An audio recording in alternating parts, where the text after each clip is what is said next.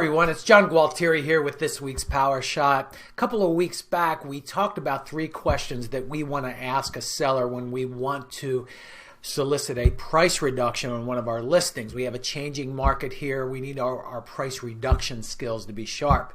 And I got an email, and the email said, hey man, if you ask that 3rd question, you're going to be in for some trouble. And the 3rd question, if you'll remember, was, Mr. and Mrs. Seller, I'm sure that you're disappointed like I am that your home hasn't sold. Why do you believe it hasn't sold? And the person who sent me this email said, well, you're going to get killed when you ask that question. They're going to blame you, and they're going to say that it's the marketing, and they're going to say that you're not doing the open houses and all of these things. And you know what? That is a possibility. But I want to share 2 things with you here on this Power Shot. The first one is this. They could also say, well, it must be the price. Or they could also say it must be because of the marketplace has changed. Let's not go in there with a preconceived idea of what the seller is going to say based on bad experiences in the past.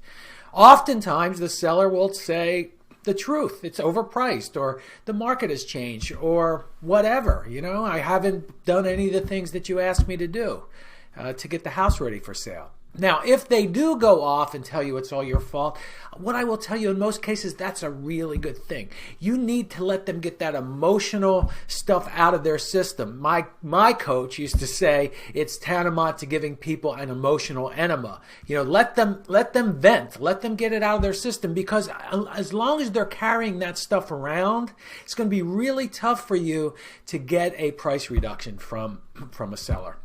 But once they've unloaded and you've worked through that with them, you're probably going to be in pretty good shape. And listen, here's the other piece of this. Whatever they say, right? Whatever they say, you haven't done your job. Always ask a question. Well, Mr. Seller, Mrs. Seller, when you say I haven't done my job, would you share with me how you mean exactly? Don't be intimidated by the fury and the intensity of their emotions. So this week's Power Shot takeaway is, don't have a preconceived idea of what the seller is going to say.